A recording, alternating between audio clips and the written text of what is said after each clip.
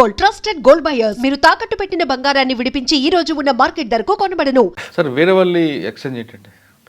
Veeravalli exchange ఏంటంటే అప్పుడు Ravindra Reddy sir మా మీద డిఎస్పీ గారు కదా, ఎక్కడ మమ్మల్ని కోలుకొని ఇస్తున్నాడు కాబట్టి తప్పని పరిస్థితిలో మాకు వీరవల్లి మీద మాకు అవకాశం ఉంది. ఎందుకంటే వీళ్ళు వస్తారు మధ్యాహ్నం నుంచి అట్లా ఇక్కడ ఎవరు రారు కదా అనుకొని జంగలు కట్టిడు పోయి వచ్చేది వాళ్ళు. ఆ టైం మాకు దొరుకుతుంది, దీని మీద అటాక్ చేయాలి, తుపాకులు దొరుకుతాయి మనకు అనేసి మేము దాని మీద దాడి చేసినాం. ట్రాక్టర్ అవి దాడి చేసినాం. ఏం జరిగింది అప్పుడు? చేసినాం. కౌంటర్ వాళ్ళు వెళ్ళిపోయారు, దాడి చేస్తే తుపాకులు సీజ్ చేసుకుని అలా క్లెమర్ మైన్ పెట్టినాం. అది పేల్చేద్దాం అనేసి అక్కడ వైర్ పెట్టేసి పోతే రవీందర్ రెడ్డి సార్ డిఎస్పీ గారు వచ్చి మీరు ఎవరు పోవద్దు, లైట్ ఆన్ చేయొద్దు అని చెప్పేసాను. ఆన్ చేస్తే బ్లాస్ట్ అవుతుంది. కాబట్టి సార్కున్న పరిజ్ఞానంతో సార్ ఇవన్నీ చేస్తారు వీళ్ళు అనేసి ఆలోచనతో పోయి జాగ్రత్త తీసుకొని ఆ వైర్ తీసేసినాకనే లైట్ వేసాను, లేకపోతే బ్లాస్ట్ అవుతుంది. ఓకే. అంటే మీకు అప్పట్లో బాగా టఫ్ ఉన్న ఆఫీసర్స్ ఎవరండి? Ravinder Reddy sir, Madhya Pradesh Srinivas Naidu sir, Krishna Kishore Achampet DSP గారు, వీళ్ళు. కృష్ణకిషోర్ గారు అప్పుడు అచ్చంపేట ఎప్పుడు కాదు కదా? ఇప్పుడున్నాడు సార్. ఇప్పుడు చేస్తుండు. ఆయన అప్పుడు ఎక్కడ?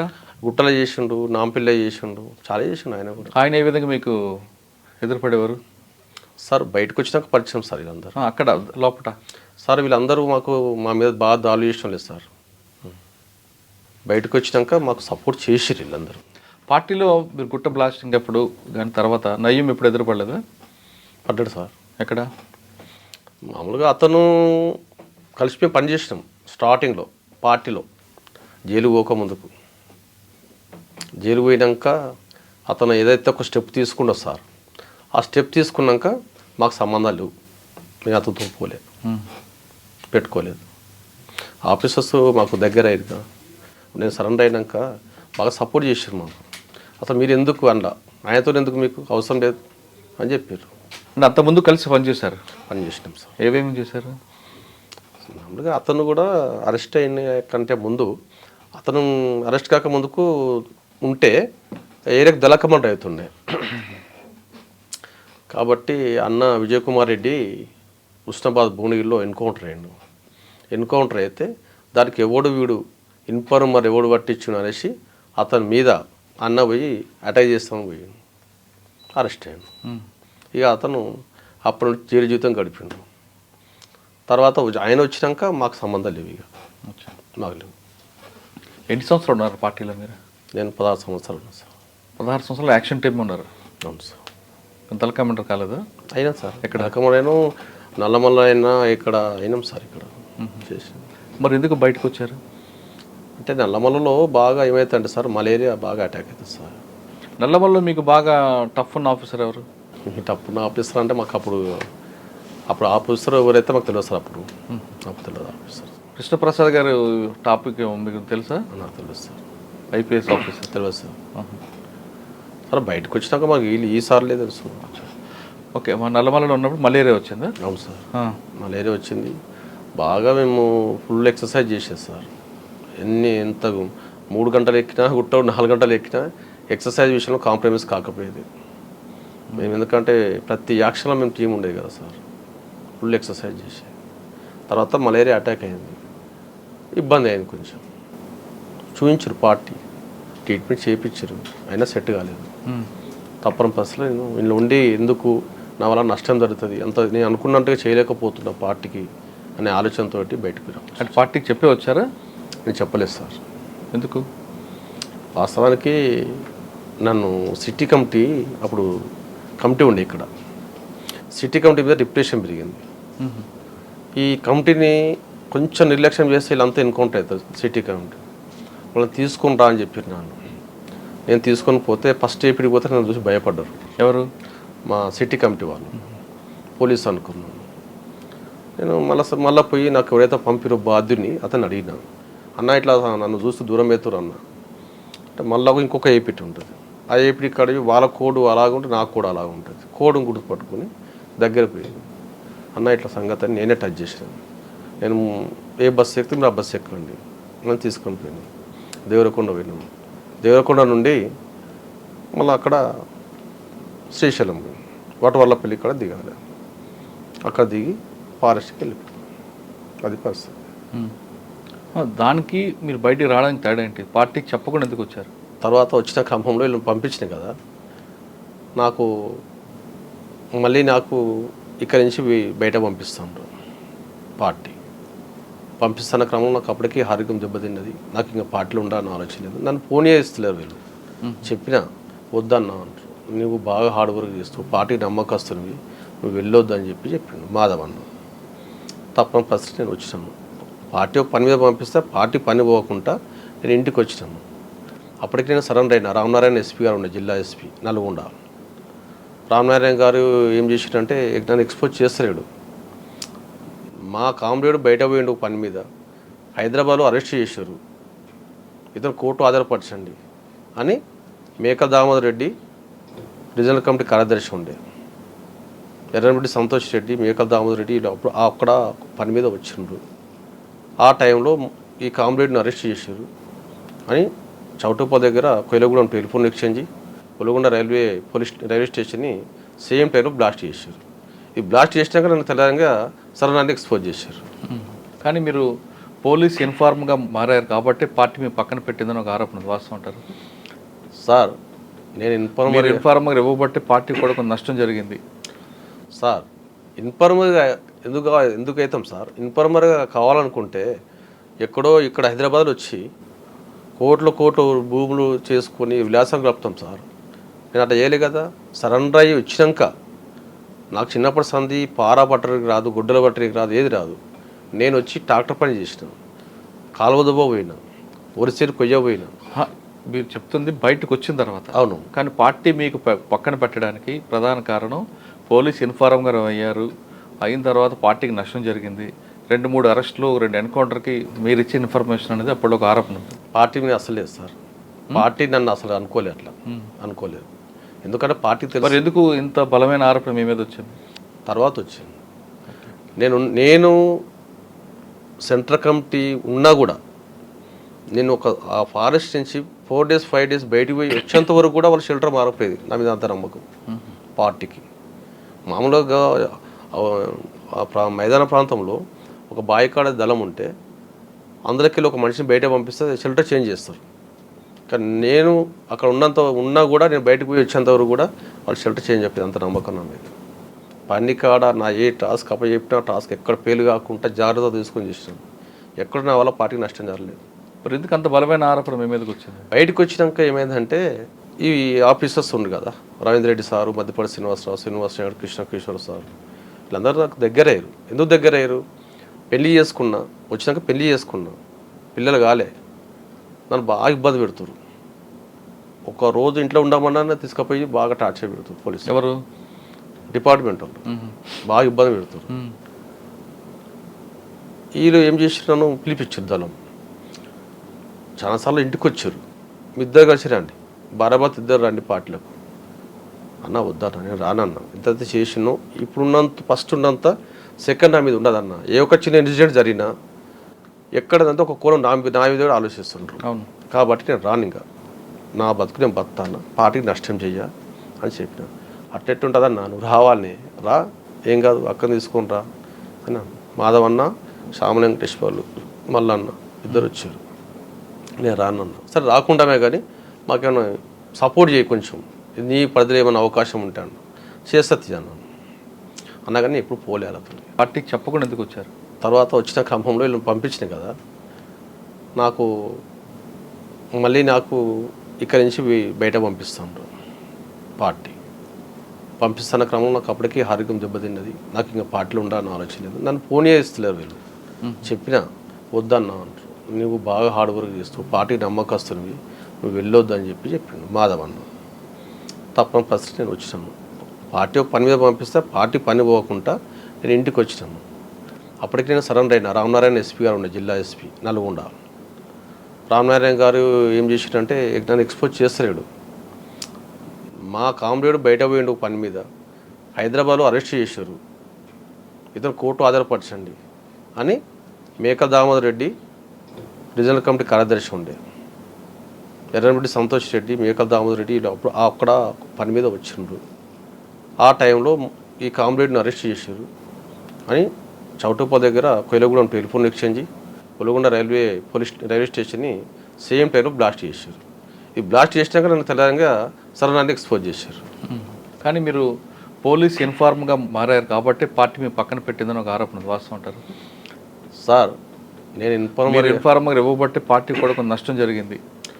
సార్ ఇన్ఫార్మర్గా ఎందుకు అవుతాం సార్? ఇన్ఫార్మర్గా కావాలనుకుంటే ఎక్కడో ఇక్కడ హైదరాబాద్లో వచ్చి కోట్లు భూములు చేసుకొని విలాసం గడుపుతాం సార్. నేను అట్లా చేయలే కదా. సరెండర్ అయ్యి వచ్చినాక నాకు చిన్నప్పటి సంది పారా పట్టడానికి రాదు, గుడ్డల పట్టడానికి రాదు, ఏది రాదు. నేను వచ్చి ట్రాక్టర్ పని చేసినాను, కాలువదబో పోయినా, ఒరిసేరు కొయ్య పోయినా. మీరు చెప్తుంది బయటకు వచ్చిన తర్వాత. అవును. కానీ పార్టీ మీకు పక్కన పెట్టడానికి ప్రధాన కారణం పోలీస్ ఇన్ఫార్మ్గా అయ్యారు. అయిన తర్వాత పార్టీకి నష్టం జరిగింది.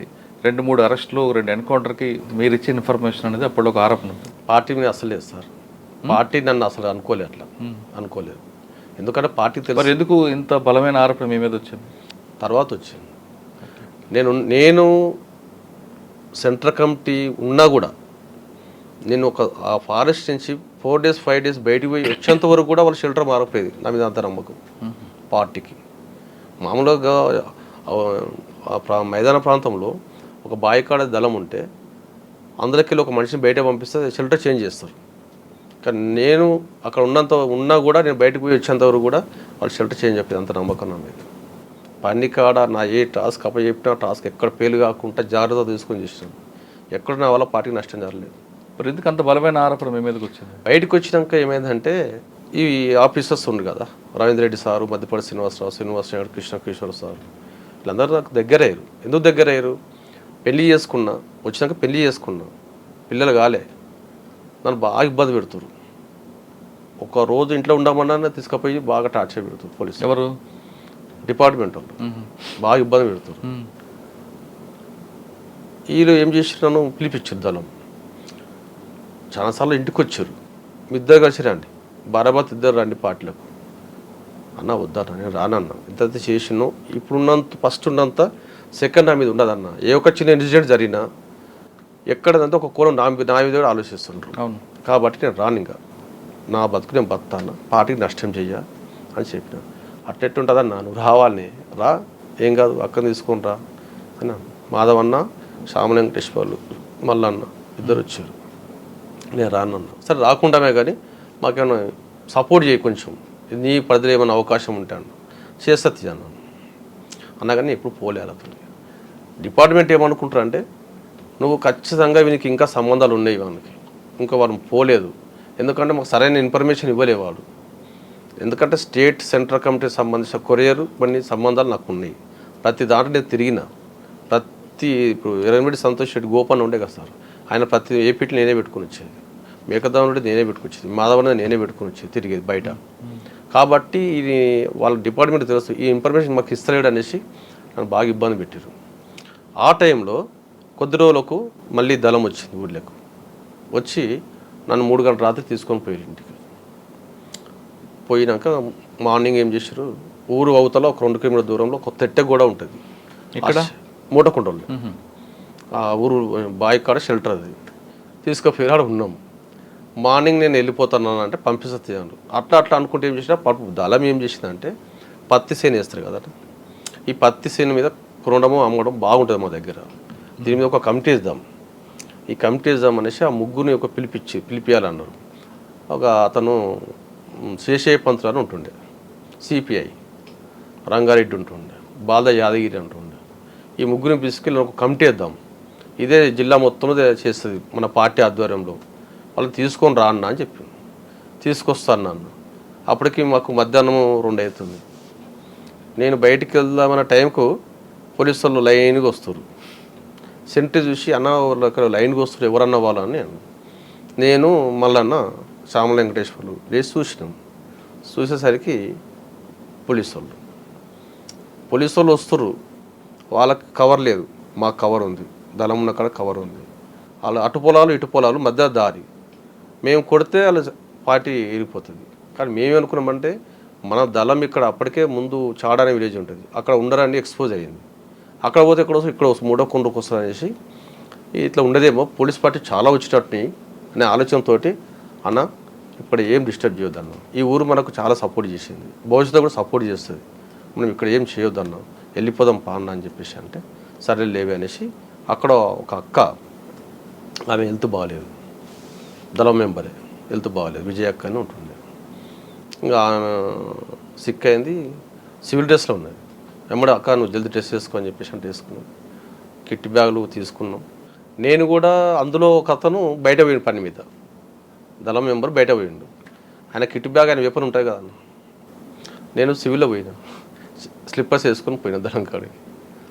తప్పని పరిస్థితులు అప్పుడు మటుకనే బయటపడాలి, తర్వాత లెక్క ఎట్లా అట్లా చూసుకుంటాం అనేసి వెళ్ళిపోయినాం.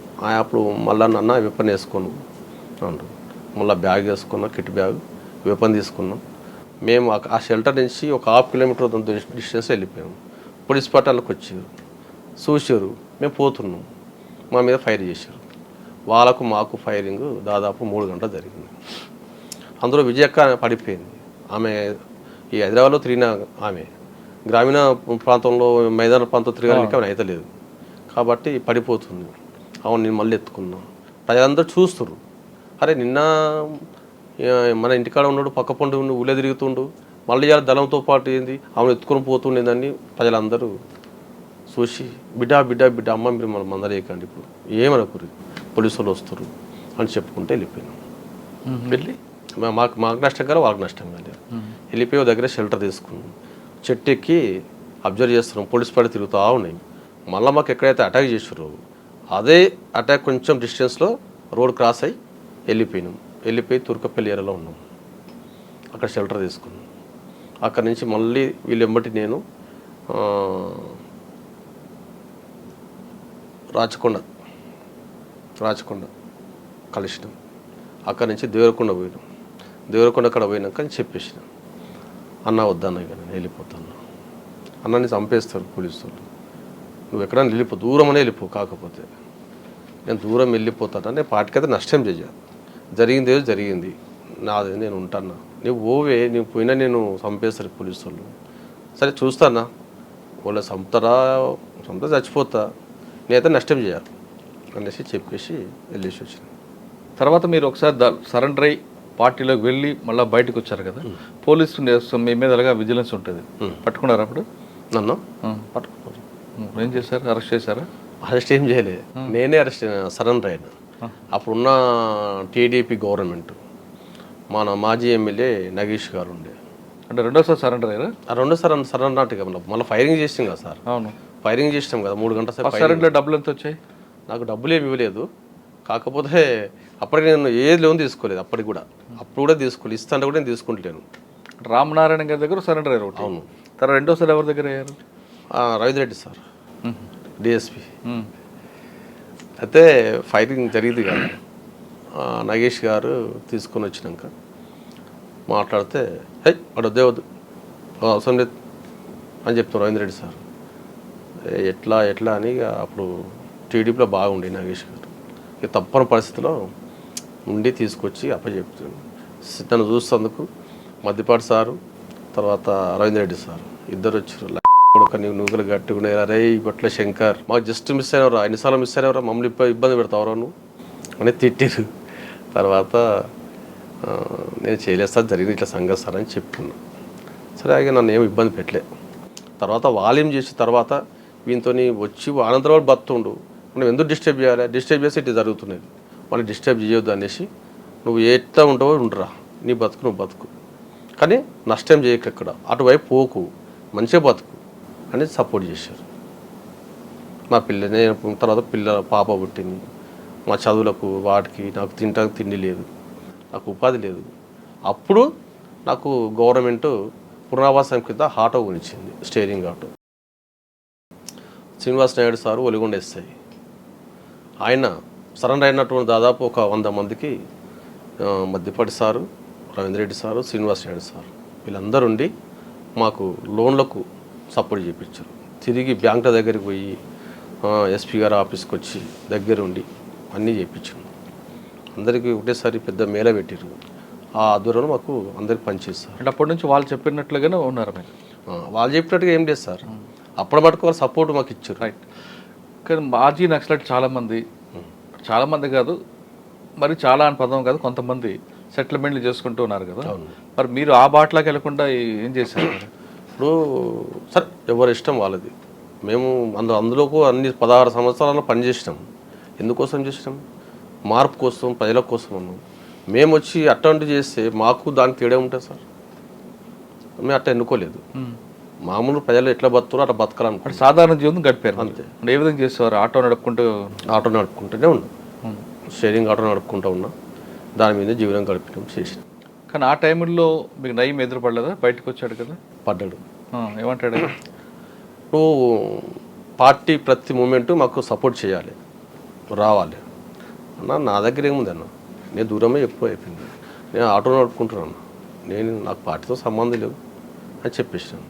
ఒకసారి చెప్పిండు, మళ్ళీ కలవలేదు. తర్వాత నేను వచ్చి ఆఫీసర్ చెప్పినాను, అయితే నన్ను ఇబ్బంది పెడుతున్నాను, రమ్మంటున్నావు. నువ్వు నీకెందుకు అవసరం లేదు, నీకేందుకు, నువ్వు లీగల్గా ఉండవు, మంచిగా ఉంటున్నావు, నువ్వు ఆటో నడుపుకుంటున్నావు, అట్లే బతుకు, నీకెందుకు అవన్నీ అని చెప్పారు ఆఫీసర్స్. నేను పోలే ఆటో. ఇంకా అప్పటి నుంచి మీరు వ్యాపారం లేదు, మీ ఆటో మీరు అంతే. కానీ రియల్ ఎస్టేట్ వ్యాపారం ఎప్పుడు మారారు? రియల్ ఎస్టేట్ వ్యాపారం అంటే పెద్దగా నేను డబ్బులు పెట్టి కొనేది ఏం కాదు సార్.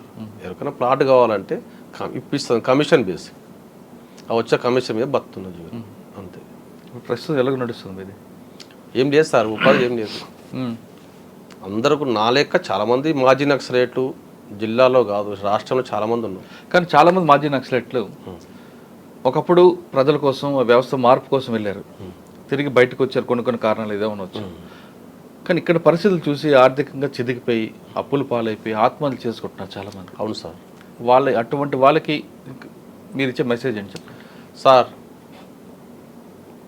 ఎవరైతే ఆర్థికంగా ఇబ్బంది పడుకుంటూ ఆత్మహత్యలు చేసుకున్న కుటుంబాలు చాలామంది రోడ్డు మీద పడ్డ కుటుంబాలకు ఈరోజు గవర్నమెంటు ఆఫీసర్స్ మాకు భరోసా ఇవ్వాలి. ఈ మధ్యకాలంలో టెక్ మదన్న నయా భరోసా అనే ప్రోగ్రాం తీసుకుండు, మంచిది సార్. ఎందుకంటే మాజీలు అనేటోళ్ళు వచ్చి సరెండర్ అయ్యి వాళ్ళు ఎంతో కొంత సెటిల్ అయిన వాళ్ళు కొంతమంది ఉన్నారు, కొంతమంది కాలేదు. వాళ్ళు కూడా ఇతరుతో ఎందుకు, ఆ కుటుంబంతో నాకు ఎందుకు, నేను మంచిగా ఉన్నా కదా అనుకొని చాలామంది బయటకు రాలేదు. ఆ మదన్న, టెక్ మదన్న మంచి ప్రోగ్రాం తీసుకుంటారు. దాదాపు ఒక 100 నుంచి ఒక ఏరియాలో రెండు కంపెనీలు పెడదామంటున్నాం. 1 ఎకరం స్థలం ఇవ్వాలి, కంపెనీ పెట్టుకుంటాం. వాళ్ళందరికీ భరోసా. దీంట్లో ఎవరు ఓనర్ కాదు, ఎవరు వర్కర్ కాదు, అందరు సమానం. నువ్వు చేసుకుంటా, నీకు ఇంత చేసుకున్న కష్టపడితే నీకు అంత ఫలితం వస్తుంది. సమిష్టిగా వచ్చిన పెట్టుబడిలో లాభం కూడా అందరికి సమానం వస్తుంది. మంచి ప్రోగ్రాం కదా సార్ అది. అసొంటులకు మేము ముందుండి చేయాలనుకుంటున్నాం. నష్టపోయిన కుటుంబాలను దేవులాడి వస్తే వాళ్ళందరికీ దగ్గర ఉండి దాంట్లో భాగస్వామ్యం చేయించేసి మంచి మార్పు తీసుకొద్దాం అనుకుంటున్నాం. ఇట్టన్నా మాకు అన్ని రోజులు చేసినాం, నష్టమైనాం కదా, ఈ రకంగా కొంతమంది కుటుంబాలకు లాభం జరుగుతుంది అనేసి మేము అనుకుంటున్నాం సార్. ఫైనల్గా చెప్పండి, మీ లక్ష్యం ఏంటి ఇప్పుడు? అంటే ఆర్థికంగా చితికిపోయిన మాజీ అన్నలందరినీ కుటుంబాలను దగ్గర తీసేయడమేనా, లేదా వ్యవస్థలో కొన్ని మార్పులు చేర్పులు చాలా జరుగుతుంటాయి, ఈ చెడు స్నేహాలని వాటికి దూరంగా యువత వెళ్లకుండా వాళ్ళలో కూడా మార్పు చేయడానికి ఏం చేస్తారు సార్? సమాజం మార్పు కోరుకుంటున్నాం, అందులో మార్పు కోరుకుంటాం, బయట మార్పు కోరుకుంటాం. దీంట్లో మాతో పాటు పనిచేసిన మా క్యాడర్ నష్టపోయిన కుటుంబాలు ఉన్నాయి కదా, వాళ్ళకు సపోర్ట్ చేసుకుంటూనే బయట వచ్చినటువంటి వాళ్ళు ఎస్సీ, ఎస్టీ, బీసీ, మైనార్టీలు ఎవరైతే అనగా ఆర్థికంగా చితకబడి కుటుంబాలు ఎవరన్నా కానీ, ఏ కులమన్నా కానీ, వాళ్ళందరికీ కూడా మేము మార్పు తీసుకోవాలని కోరుకుంటున్నాం. అందరూ మార్పు కోరుకున్నాం కదా, సరిగ్గా చేయలేకపోయినాం. ఈ రకంగా గవర్నమెంట్ సపోర్ట్ తోటి, ఆఫీసుల సపోర్ట్ తోటి మంచిగా మేము ప్రోగ్రాం చేసి మార్పు తీసుకోవాలని కోరుకుంటాం. ఈ రకంగా సక్సెస్ అవుతామనేసి మేము అనుకుంటున్నాం సార్. ఓకే. ఒకప్పుడు వ్యవస్థలో మార్పు కోసం, పేద ప్రజల యొక్క అభివృద్ధి కోసం అడుగుబాటు పట్టిన మాజీలందరూ కూడా తిరిగి వాళ్ళ బతుకు కోసం మరొకసారి కొత్త కార్యక్రమం చేపట్టారు. కొంతమంది మాజీ నక్సలైట్లుగా, దళారులుగా, బ్రోకర్లుగా దందాలు చేయడం కాకుండా తమ కాలపై తాము నిలబడి ఎక్కడైతే ఆర్థికంగా నష్టపోతున్న మాజీలు ఉన్నారో వాళ్ళ మార్పు కోసం, వాళ్ళు కూడా ఆర్థికంగా నిలబడడం కోసం టెక్ మధు చేపట్టిన నయా భరోసా కార్యక్రమానికి చేయూతిస్తాం. ఖచ్చితంగా మీ అందరూ కూడా మా ఆర్థిక పరిస్థితి నిలబడి సమాజానికి కొత్తగా ఒక రోల్ మోడల్గా మేము ఉండడానికి ప్రయత్నం చేస్తామంటున్నారు శంకర్. ఖచ్చితంగా వాళ్ళు అనుకున్నట్లుగా ఆ గొప్ప ఆయాసం నెరవేరాలని ఆశిద్దాం. ఇది ఈ వారం శంకర్ గారి ఎక్స్క్లూజివ్ ఇంటర్వ్యూ. వచ్చే వారం మరో గెస్ట్తో మళ్ళీ కలుద్దాం. అంతవరకు నమస్తే. Thank you very much.